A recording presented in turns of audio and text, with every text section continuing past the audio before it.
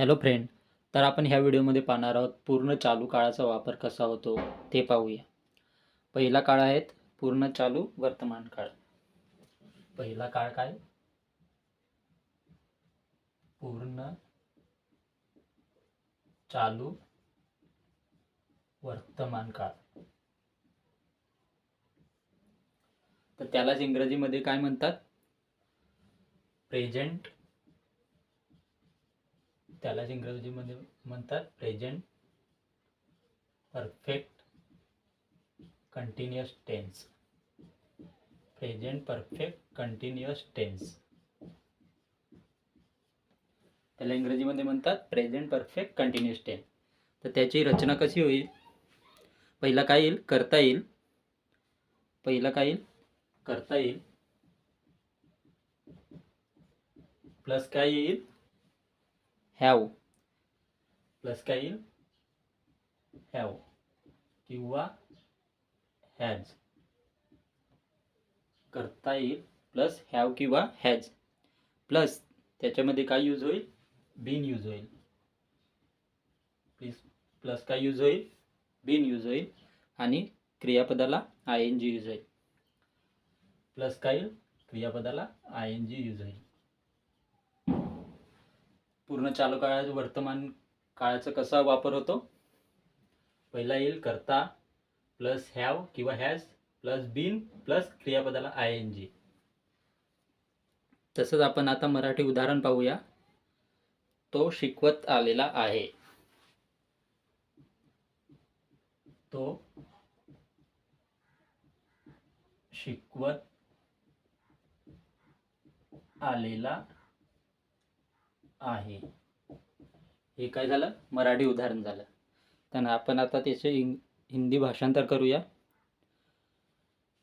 वह पढ़ाते रहे हैं. वह पढ़ाते रहे हैं.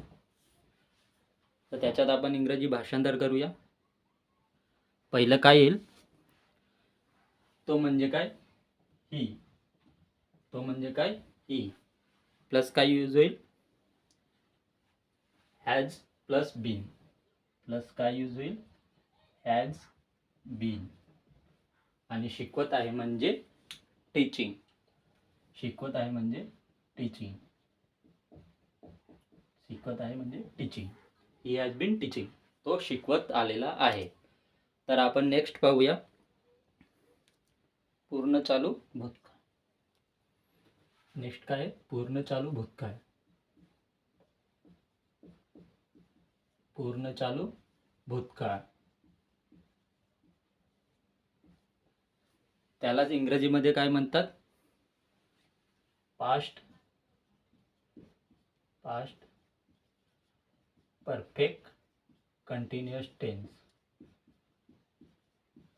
Past perfect continuous tense. तर त्याची रचना कशी होईल? पहिला काय येईल? करता येईल. पहिला काय यूज होईल? करता येईल. प्लस त्याच्यामध्ये काय यूज होईल? Had been. प्लस काय यूज होईल? Had been. आणि प्लस काय येईल? क्रियापदाला आय एन जी. प्लस काय यूज होईल? क्रियापदाला आय एन जी. आता आपण मराठी आणि हिंदी भाषांतर करूया. आधी आपण मराठी भाषांतर करूया. तो शिकवत आलेला होता. मराठी भाषांतर काय येईल? तो शिकवत आलेला होता. तो शिकवत आलेला होता. आणि त्याच्यात आपण हिंदी भाषांतर करूया. वह पढ़ा रहा था.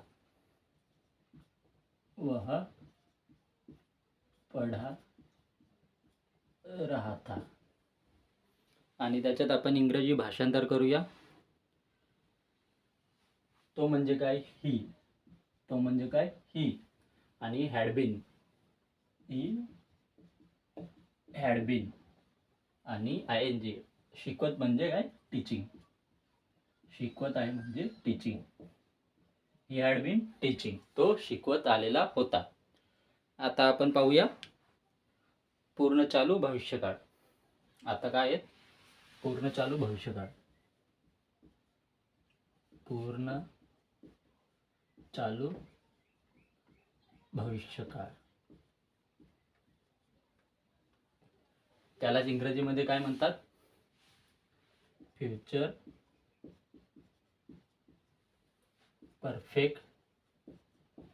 Future perfect continuous tense. Future perfect continuous tense. तर त्याची रचना कशी होईल? पहिला काय येईल? करता येईल. पहिला काय येईल? करता येईल plus will have been use होईल. प्लस काय येईल? विल हॅव बीन यूज होईल. प्लस काय येईल? ING. क्रियापदाला काय यूज होईल? ING. क्रियापदाला ING. तर त्याच्यात आपण मराठी भाषांतर करूया. तो शिकवत आलेला असेल. तो शिकवत आलेला असेल. तो शिकवत आलेला असेल. आणि त्याच्यात आपण हिंदी भाषांतर करूया. वह पढ़ा रहा होगा. वह पढ़ा रहा होगा. आणि त्याच्यात आपण इंग्रजी भाषांतर करूया. तो म्हणजे काय? ही. तो म्हणजे काय? ही. आणि विल हॅव बीन काय यूज होईल? Will have been. आणि शिकवत आहे म्हणजे टीचिंग. शिकवत आहे म्हणजे teaching. He will have been teaching. तो शिकवत आलेला असेल. हे आपलं पूर्ण चालू काळाचं उदाहरणे झाली.